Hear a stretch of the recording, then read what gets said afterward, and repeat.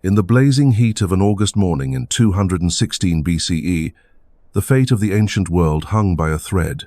On the dusty plains near a small Italian village called Cannae, two colossal armies faced each other in what would become the most devastating single day of combat in human history. On one side stood the might of Rome, the rising superpower that had conquered half the Mediterranean. Their legions stretched as far as the eye could see, banners fluttering in the hot wind, shields glinting like a sea of bronze and steel. Never before had the Roman Republic assembled such a massive force, 86,000 of their finest soldiers ready to crush their enemies once and for all. But across the narrow plain, a smaller army waited in deadly silence.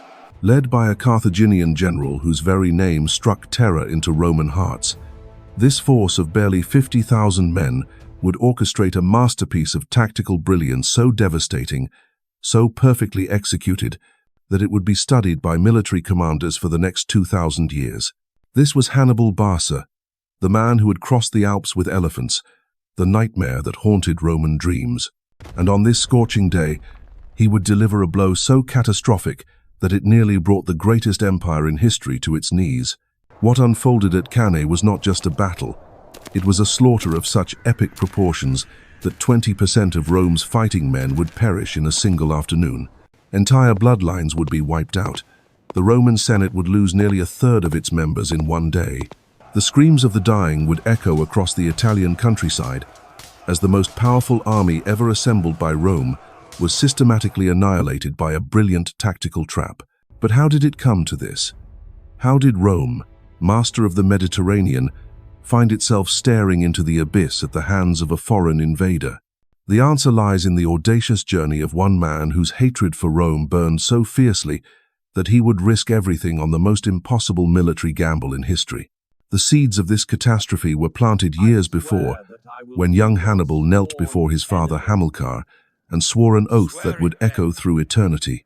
With his hand on the altar of the gods, the boy promised eternal hatred for Rome, a vow that would drive him to attempt the impossible. For Carthage had been humiliated in the First Punic War, stripped of Sicily, forced to pay crushing tribute to their Roman conquerors. The proud maritime empire that had once ruled the western Mediterranean now existed at Rome's mercy. But Hamilcar Barca, the lightning, had not forgotten, and neither would his son. When Hannibal assumed command of Carthaginian forces in Spain, he was already plotting something that would shake the foundations of the Roman world. While Rome's senators debated politics in their marble halls, believing themselves secure behind their Italian borders, Hannibal was preparing for the most audacious military campaign in history. He would not wait for Rome to come to him. He would march across the Alps themselves, bringing war to the very heart of Roman territory with an army unlike anything the world had ever seen. The crossing of the Alps in 218 BCE stands as one of history's most remarkable military achievements. Hannibal's force was massive, numbering 90,000 infantry, 12,000 cavalry, and 37 war elephants, those legendary beasts from North Africa whose trumpeting roars would terrorize Roman soldiers. The journey through the mountains was a nightmare of freezing temperatures, treacherous passes, and hostile tribes. Men and animals perished by the thousands as they struggled through narrow defiles where a single misstep meant death. The elephants, creatures of the African sun, suffered terribly in the alpine cold. Hannibal himself lost the sight in one eye to frostbite and infection. Yet somehow, impossibly, they emerged from the mountains into the Po Valley. When the Roman scouts brought word that Hannibal had actually crossed the Alps, panic seized the capital. It was as if the gods themselves had turned against Rome. How could mere mortals traverse those frozen peaks with an entire army? The elephants alone seemed like creatures from another world, and their appearance on Italian soil sent shockwaves through every Roman settlement. Hannibal's arrival in northern Italy marked the beginning of a campaign that would test Rome's very survival. At the river Trebia, he lured the Roman legions into an ambush, crushing them with a combination of tactical brilliance and psychological warfare. The Romans had never faced an enemy like this, someone who could outthink their generals and turn their own strengths against them. At Lake Trasimene, he struck again, catching an entire Roman army in the morning mist and annihilating them in one of history's most perfect ambushes. 15,000 Romans died, including their consul, and another 15,000 were captured. Rome reeled under these hammer blows. For the first time in centuries, enemy soldiers were marching freely through Roman territory, burning farms, capturing cities, and demonstrating to Rome's Italian allies that the Republic could no longer protect them. Panic gripped the capital as refugees poured in with tales of Hannibal's unstoppable advance. The Senate appointed Fabius Maximus as dictator, a man whose strategy of avoiding direct confrontation earned him the nickname the Delayer. Fabius understood what many Romans could not accept. Hannibal was simply too dangerous to face in open battle. The Carthaginian general had proven twice that he could outmaneuver and destroy Roman armies through superior tactics. Instead, Fabius adopted a strategy of attrition, shadowing Hannibal's army, cutting off his supplies, denying him the decisive battle he needed to end the war. It was a sound strategy, but it required patience, and patience was not a Roman virtue. For months, Hannibal marched through Italy, while Fabius followed at a distance, never allowing himself to be drawn into battle. The strategy was working, slowly wearing down the Carthaginian forces through hunger and exhaustion. But the Roman people grew increasingly frustrated. Their enemies were ravaging their lands while their own armies seemed afraid to fight. Roman honor demanded action, not this shameful game of cat and mouse. When new consuls were elected in 216 BCE, the stage was set for disaster. Gaius Terentius Varro and Lucius Aemilius Paullus represented two different approaches to the Hannibal problem. Paullus was cautious, having learned from the previous defeats, but Varro was aggressive, promising the Roman people the decisive victory they craved. The Senate, tired of Fabian delays, authorized the largest army in Roman history. 8 full legions plus allied troops, a force so massive that it dwarfed anything Rome had ever fielded. This was to be the end of Hannibal's rampage. The Carthaginian army, worn down by months of campaigning, would be crushed by sheer numbers. Roman military doctrine was straightforward, based on discipline, training, and the irresistible momentum of the legion. They would advance in tight formation, shields locked, gladii thrusting, and sweep the barbarians from the field through superior Roman virtus. But Hannibal had been waiting for exactly this moment. He had spent years studying Roman tactics, learning their strengths and weaknesses, preparing for the day when Roman pride would overcome Roman caution. When he seized the vital supply depot at Cannae, he was not just depriving the Romans of grain and provisions, he was laying a trap that would lure them into battle on his terms, in the place of his choosing, where their numerical advantage would become their greatest weakness. The morning of August 2nd, 216 BCE, dawned with an oppressive heat that seemed to press down on the assembled armies like the weight of destiny itself.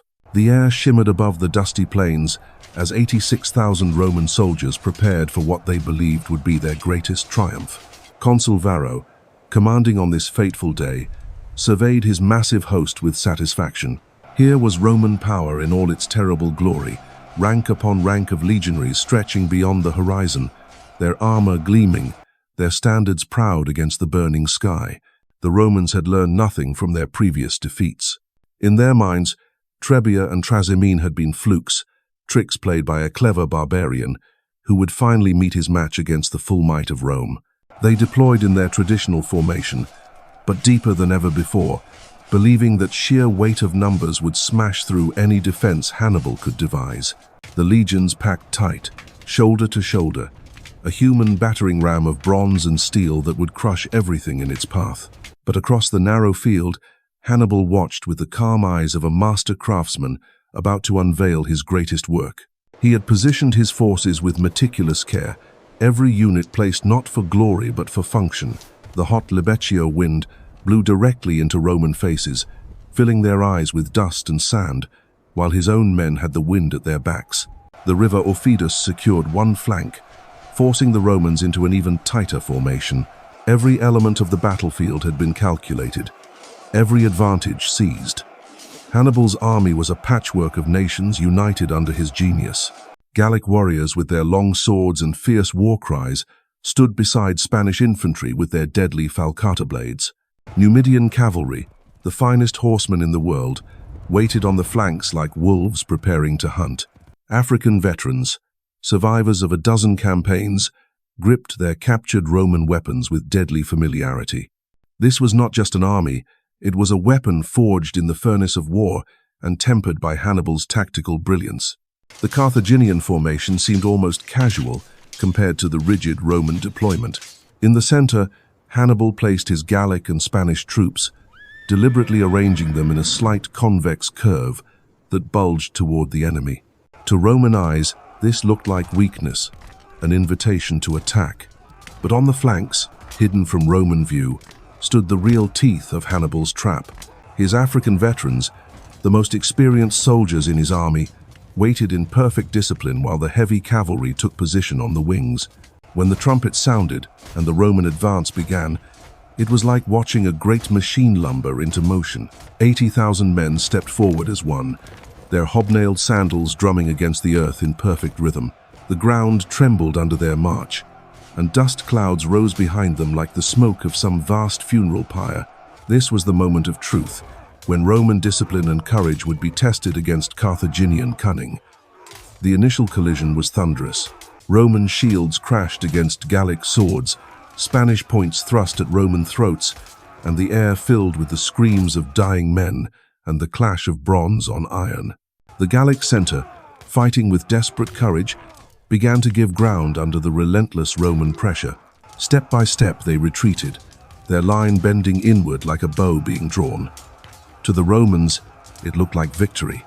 Their formation was working, driving deep into enemy territory, splitting Hannibal's army in half. But this retreat was no rout. Every step backward was controlled, measured, part of a deadly choreography that Hannibal had rehearsed in his mind 1,000 times. The Gauls and Spanish fought magnificently, trading ground for time, bleeding the Romans while drawing them ever deeper into the trap. As the Roman center pressed forward in triumph, their formation grew longer and thinner, stretched like a snake pursuing its prey into a narrow burrow. Meanwhile, on the flanks, catastrophe was unfolding for Rome.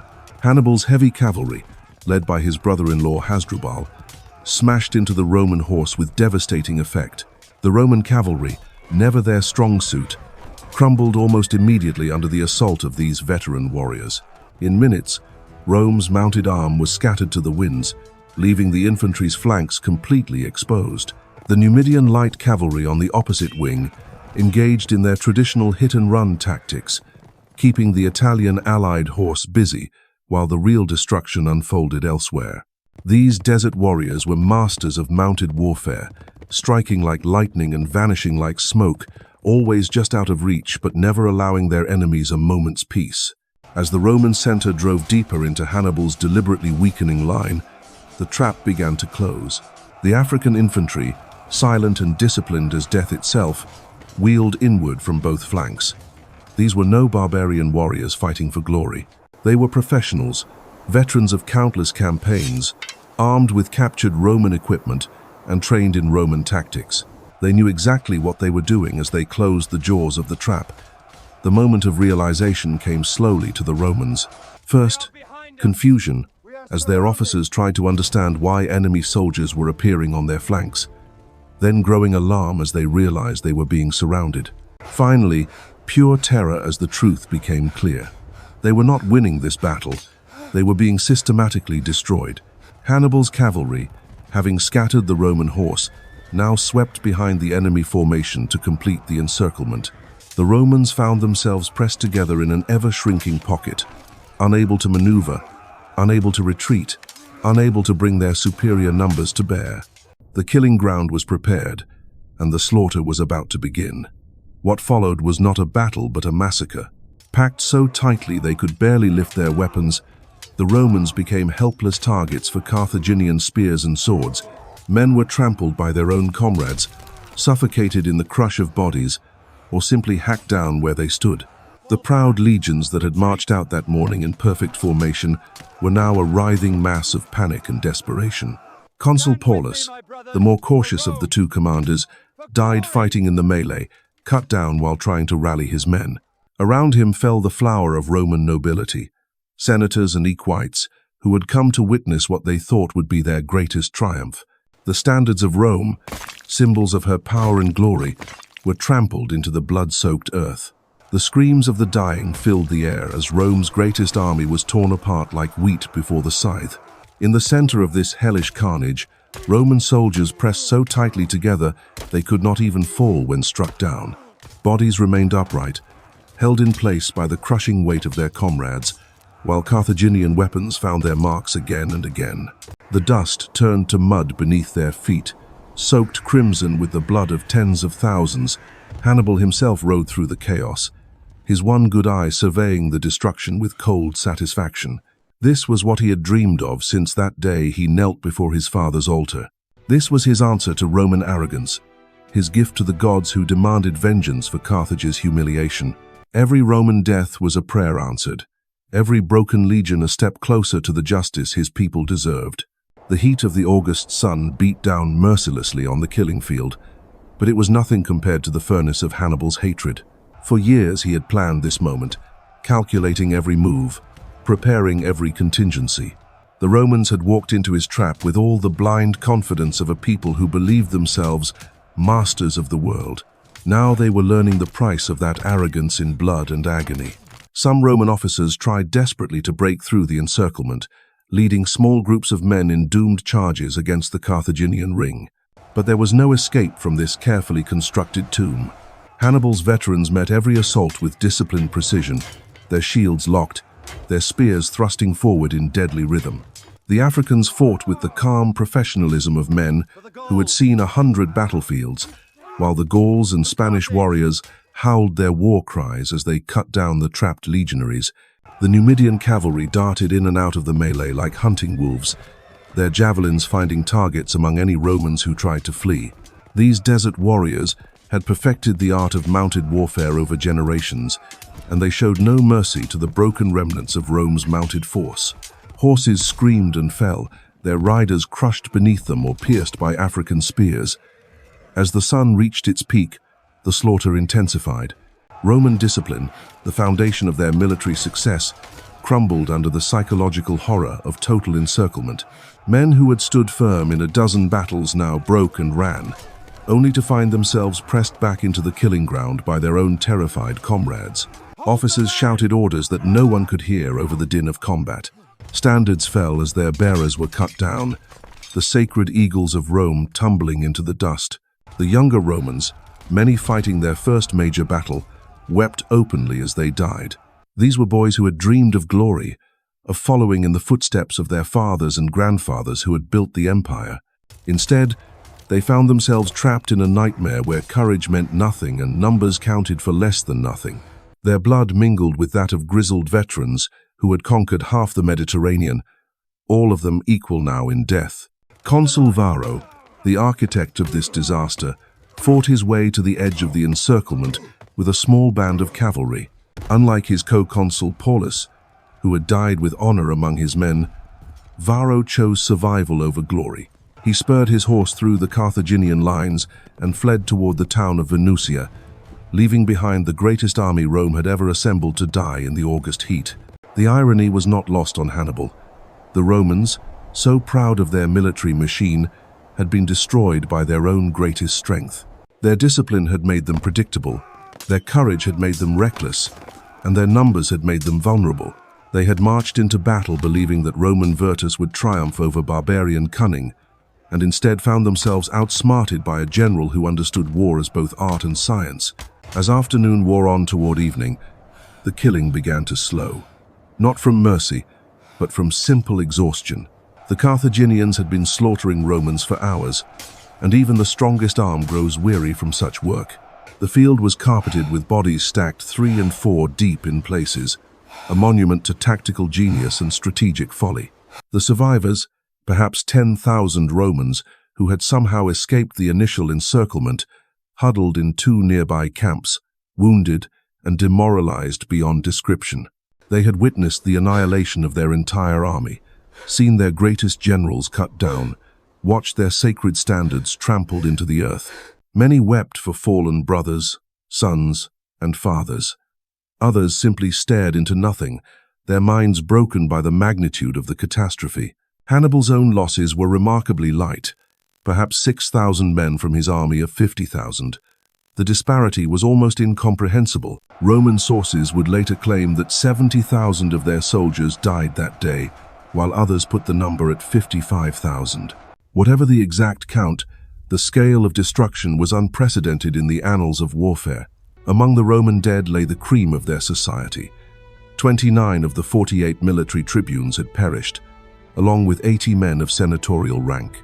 These were not just soldiers, but the political and social elite of Rome, men whose families had guided the Republic for generations. Their deaths would leave a void in Roman leadership that would take decades to fill. The news of Cannae spread across Italy like wildfire, carried by terrified refugees and deserting allies. In Rome itself, panic seized the population as word arrived of the unthinkable disaster. Women filled the temples, weeping for their lost husbands and sons, while senators debated whether the city could even be defended. Some spoke of abandoning Rome entirely, of fleeing across the sea to start anew. But perhaps the most devastating blow was not the immediate casualties, but the psychological impact. For centuries, Romans had believed themselves invincible, chosen by the gods to rule the world. They had conquered Gauls and Greeks, Samnites and Etruscans, building an empire through discipline, courage, and an unshakable faith in their destiny. Cannae shattered that faith like glass against stone. Across Italy, Rome's allies began to waver. Capua, the second largest city in the peninsula, opened its gates to Hannibal within months. Other cities followed, calculating that Roman power was broken forever. The carefully constructed alliance system that had given Rome control of Italy began to crumble as local leaders hedged their bets with the Carthaginian conqueror. Even beyond Italy, the shockwaves of Cannae were felt. King Philip of Macedon, watching from across the Adriatic, saw an opportunity to strike at Roman interests in the east. He signed an alliance with Hannibal, opening a second front that would stretch Roman resources even thinner. In Sicily, Greek cities that had chafed under Roman rule began to plot rebellion, sensing that their moment of liberation had arrived. Yet, for all its tactical brilliance and strategic impact, Cannae contained the seeds of its own limitations. Hannibal had destroyed a Roman army, but he had not destroyed Rome itself. The city still stood, its walls intact, its people defiant despite their grief.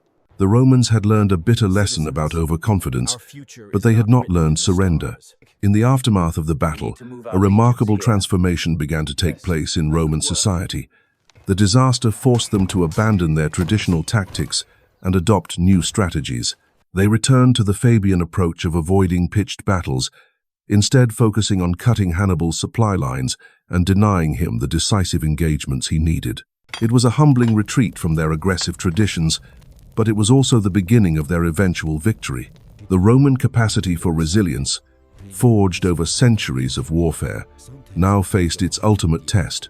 They had lost an army, but they still had the resources of Italy and the determination of a people who refused to accept defeat. The war would continue for another 14 years, but the Romans who emerged from Cannae were different from those who had marched out that August morning. They were wiser, more cautious, and ultimately more dangerous.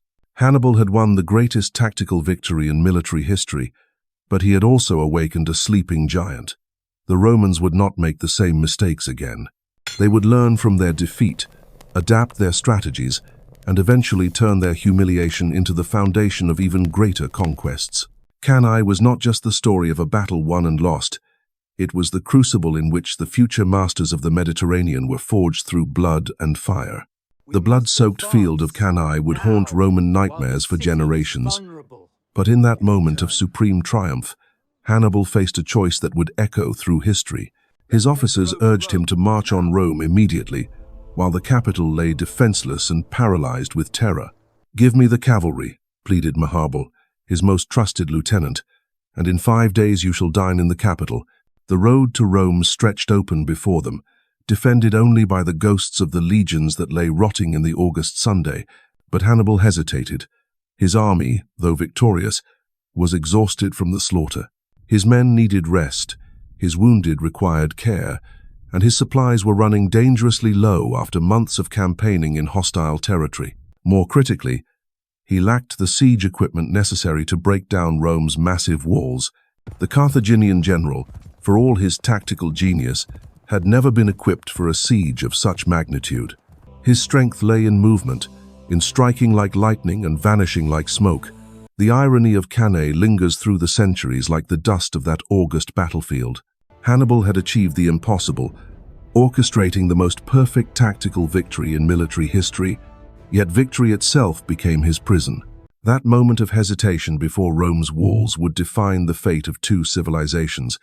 The Romans, bloodied but not broken, would rise from the ashes of their greatest defeat to forge an empire that would endure for 1,000 years.